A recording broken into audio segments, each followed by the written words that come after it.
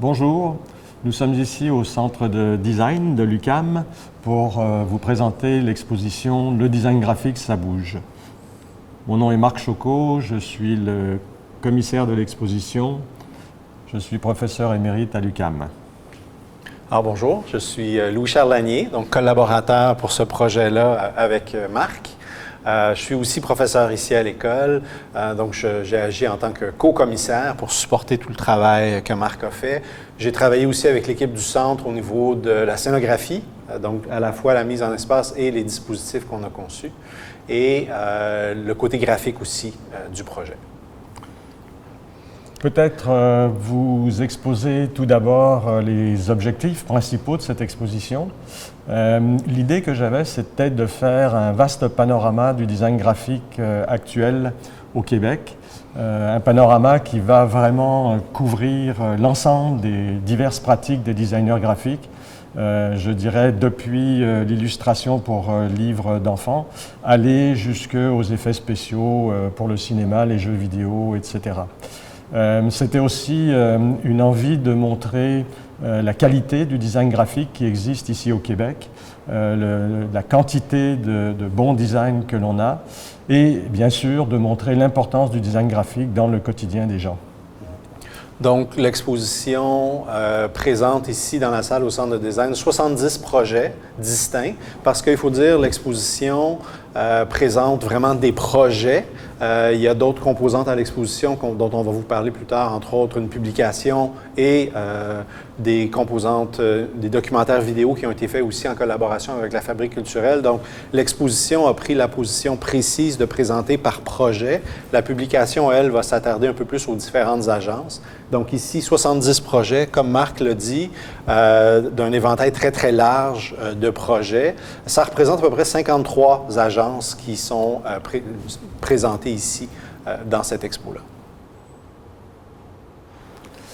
L'exposition est en fait composée de deux morceaux. Le morceau principal, c'est-à-dire les 70 projets dont Louis-Charles vient de parler, qui sont les projets contemporains. Mais je trouvais essentiel de montrer que la qualité de ce graphique, de ce design graphique au Québec n'était pas issue d'une génération spontanée, qu'il y avait une profondeur, qu'il y avait une histoire derrière ce design actuel. Et donc, ce grand mur rouge que vous avez dans l'exposition, ce sont des projets qui illustrent la qualité de ce design graphique depuis les années 1940.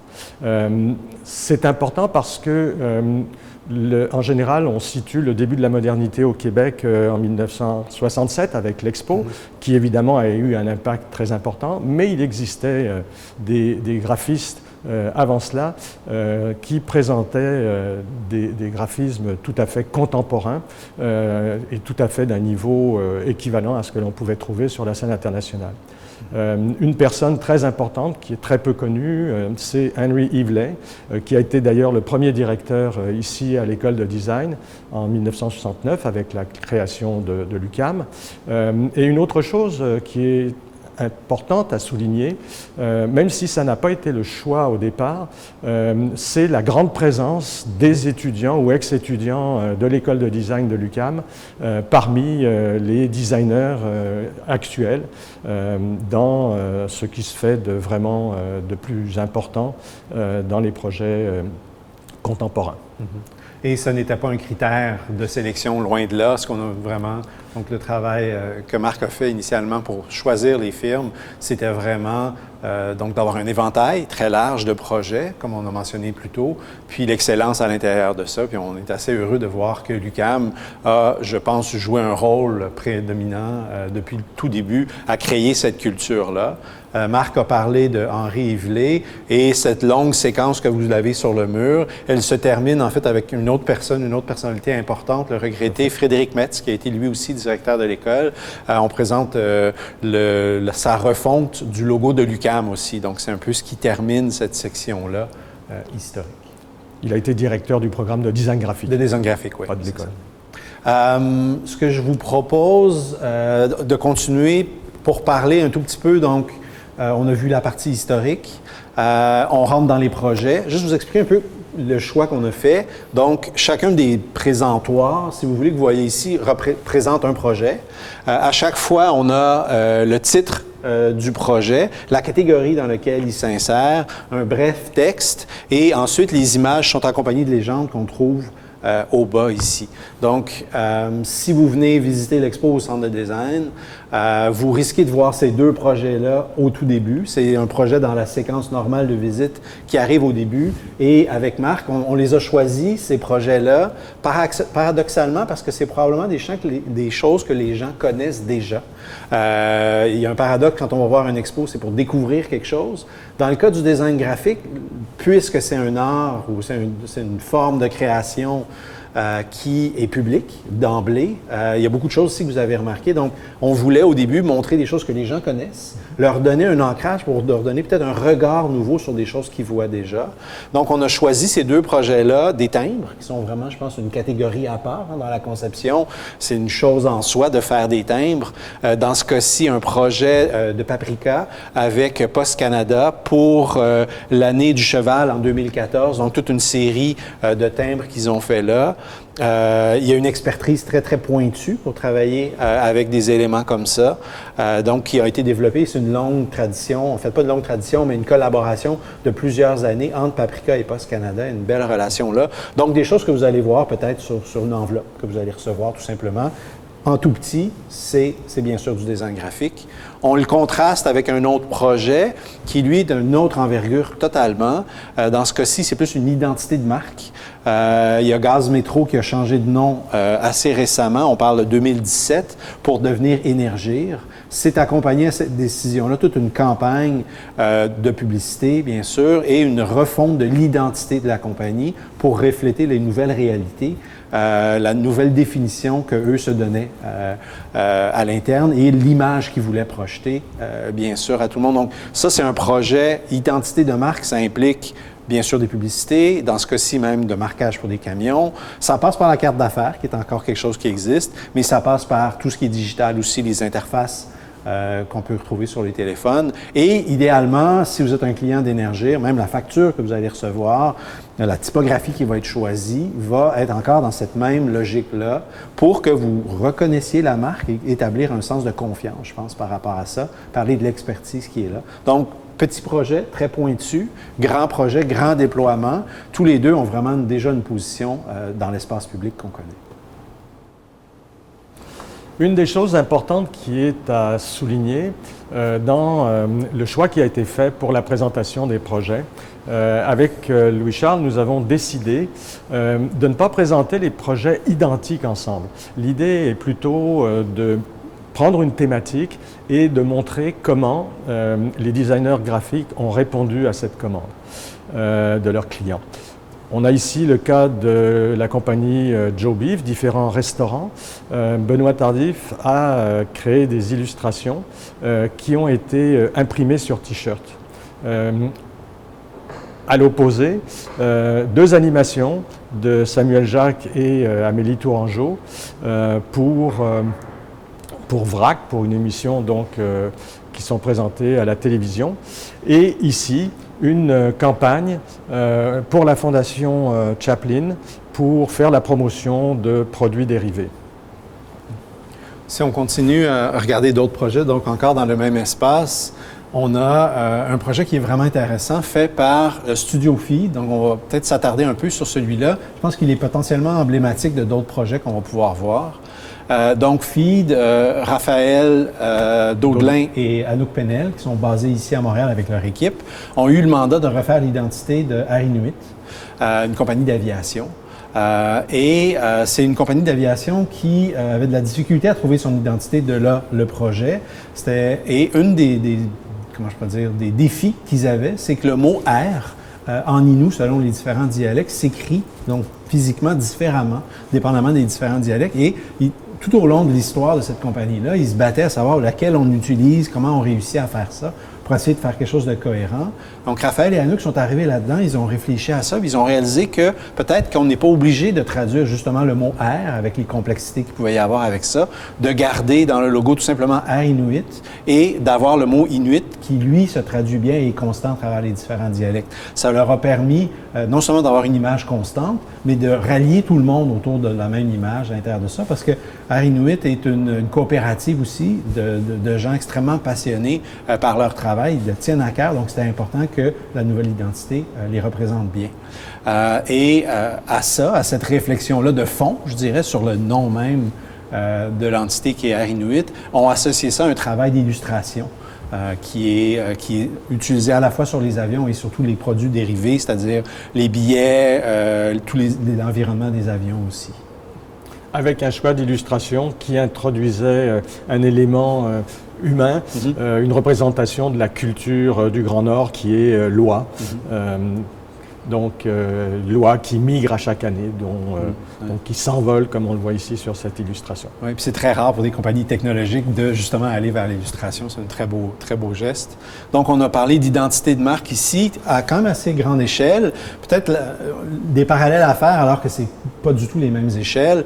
Une petite boutique qui s'appelle Rhubarbe, basée ici à Montréal, une pâtisserie qui a pignon sur rue, mais qui a aussi des produits qu'on peut acheter sur place et amener chez nous. Donc, ça part des cartes d'affaires, de l'identité, de la signalétique dans le lieu, jusqu'aux pots de confiture et les étiquettes qu'on met sur ça. Catherine Damour, qui est une des associées du bureau Nouvelle Administration, dit qu'elle, en tant que designer graphique, elle est très, très fière que peut-être le matin, quand je me lève, je suis un peu endormi, j'ai mon petit pot de confiture qui vient de chez Rhubarbe, je l'ouvre et puis ça fait partie un peu des plaisirs du début de la journée parce qu'il y a une attention qui a été prise par les designers graphiques pour essayer de capturer un peu c'est quoi le plaisir là, de déguster des produits qui sont faits par la petite pâtisserie Rhubarbe.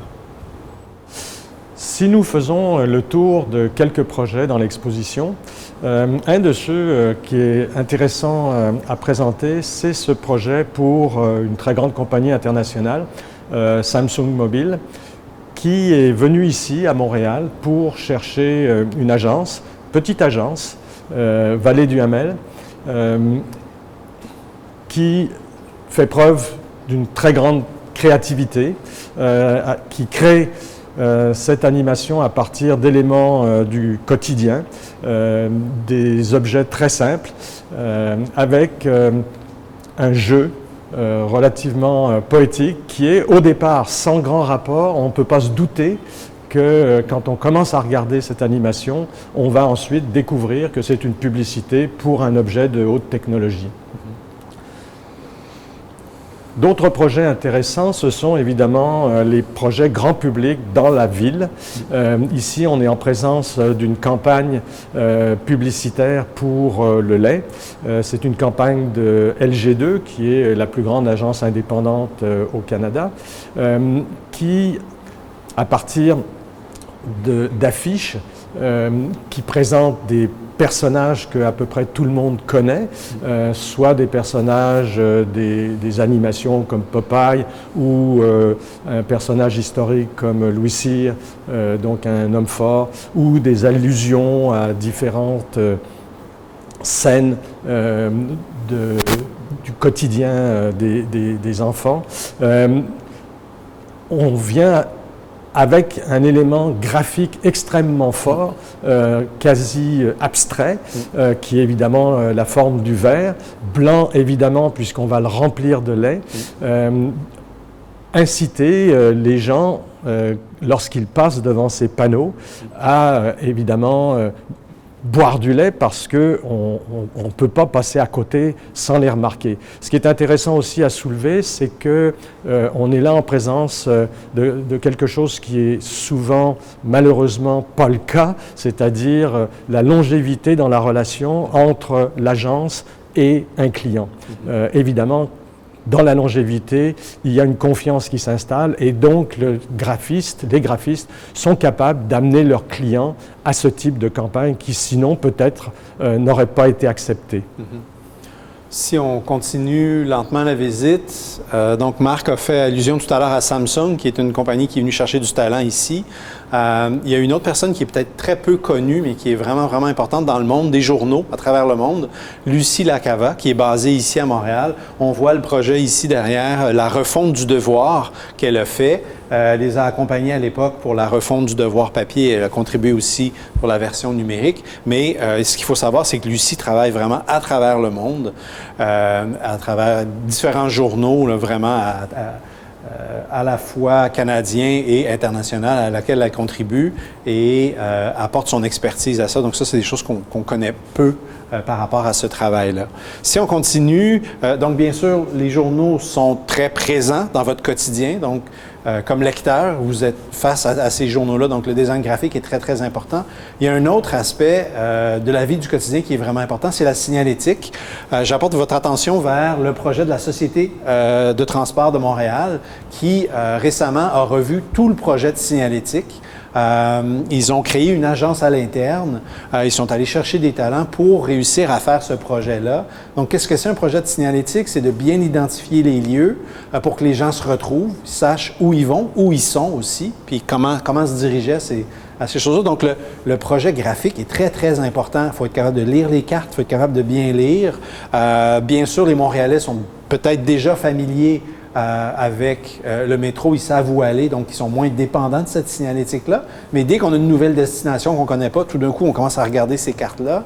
Et bien sûr, les touristes, les gens qui viennent de l'extérieur de la ville, qui des fois ne parlent pas français aussi, doivent réussir à se retrouver dans la ville. Donc ça, c'est un projet, c'est du design graphique, peut-être un peu plus pointu, mais extrêmement, extrêmement important. Puis peut-être le projet le plus en vue parmi tous les projets qu'on a ici, tout simplement par l'achalandage du métro de Montréal, dans ce cas-ci, ou de tous les projets de signalétique qui ont une très, très grande clientèle. Une des collaborations importantes qui a été établie pour l'exposition, c'est avec la Fabrique culturelle de TV Québec. La raison pour laquelle c'est important, c'est parce que les 3 vidéos qui ont été tournées par la Fabrique culturelle mettent l'emphase sur 3 thématiques différentes à partir de dialogues entre à chaque fois 2 agences principalement qui ont des pratiques un petit peu différentes autour d'un même thème. Et donc, c'était important d'entendre de la part des designers eux-mêmes quel était leur quotidien, quels étaient les enjeux de leur pratique, qui sont évidemment très différents de l'un à l'autre, et évidemment aussi la relation avec le client. Même dans un cas, on voit carrément la discussion avec le client, chose qui est très rare. De la même façon, peut-être une chose que l'on n'a pas soulignée précédemment, dans l'exposition, on a essayé, dans plusieurs cas, de montrer un peu derrière le rideau, c'est-à-dire comment ça fonctionne, comment est-ce qu'on arrive à un produit final, et donc présenter une partie du processus. Il y a une autre chose aussi dont tu as parlé, c'est les clients. Il faut savoir que dans l'exposition, tous les projets qui sont présentés sont des commandes, à part peut-être 1 ou 2 projets, mais la majorité des projets sont des commandes, c'est-à-dire que la créativité que vous voyez ici, elle est issue des firmes, mais elle est issue de la collaboration qu'ils ont avec les clients. On a parlé du lait, on a parlé de ces campagnes-là qui rejoignent beaucoup de personnes. Ça prend bien sûr le talent des designers, mais ça prend des bons clients aussi. Et puis c'est une des choses qui est explorée ici dans les capsules qu'on a fait en collaboration avec la Fabrique culturelle. Alors, on a parlé, Marc et moi, dans notre visite des différents projets qui sont inclus ici, puis des intentions derrière l'exposition. Une chose dont on n'a pas parlé, que vous avez bien sûr vu, c'est les dispositifs physiques qu'on a conçus pour présenter ces projets-là. Ce qu'il faut savoir, c'est que, dépendamment des salles, c'est une exposition qui est itinérante. On voulait s'assurer d'avoir une constance quand l'exposition va partir en tournée, qu'on ait toujours le même dispositif. Donc, on a voulu créer quelque chose qui était itinérant.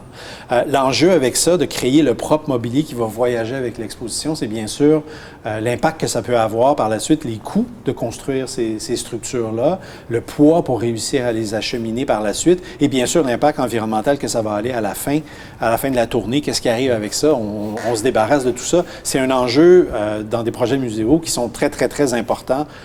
Qu'est-ce qui arrive à la fin d'un cycle de vie d'une exposition. Donc, vous aurez remarqué, vous voyez la tranche des différents dispositifs. C'est de l'impression directe sur du carton on achète, c'est des grandes feuilles de 5 pieds par 10 pieds qui sont déjà blanches, faites de carton, et on peut imprimer directement là-dessus. Donc, on a travaillé avec l'équipe du centre, avec Victor Bernaudon, entre autres, qui est chargé de projet ici, à concevoir ces dispositifs-là. Très simplement, on imprime, on découpe au dos, puis on assemble, et on se retrouve avec des dispositifs comme ça qui, à la fin de son cycle de vie, va être recyclable à peu près à 98 parce qu'on n'a presque pas utilisé de colle. Vu que c'est de l'impression directe, il n'y a pas de pellicule qui doit être ajoutée là-dessus, sans aller dans trop les données techniques, donc c'est facile à recycler.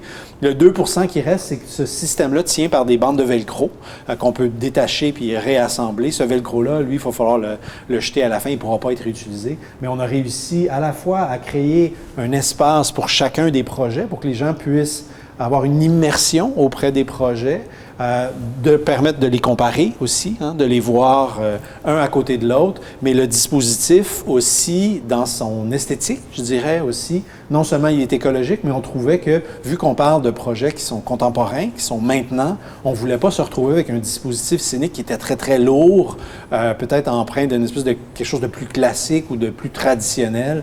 Donc, on espère que le dispositif qu'on a fait pour montrer les projets est tout à fait en accord avec le message qu'on veut envoyer.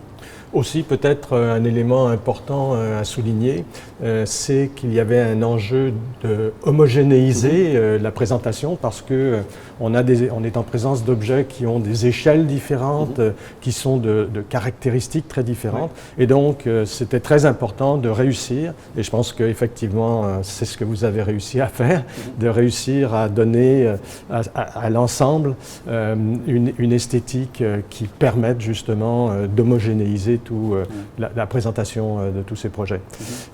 Dernier aspect important de l'exposition, le livre. Un livre qui a été édité chez Somme Toute, qui est une création de Paprika, de très belle qualité.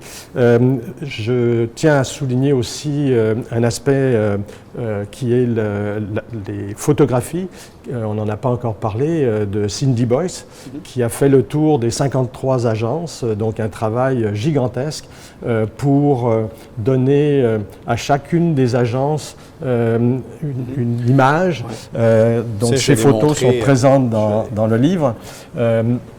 Et également, un autre élément, en plus évidemment des projets, en plus grand nombre que dans l'exposition, j'ai introduit ce que j'ai appelé les paroles de designers, où les designers nous racontent un petit peu des éléments de leur formation, leur approche de la profession, et éventuellement quelques mots sur ce qu'ils pensent être l'avenir du design graphique.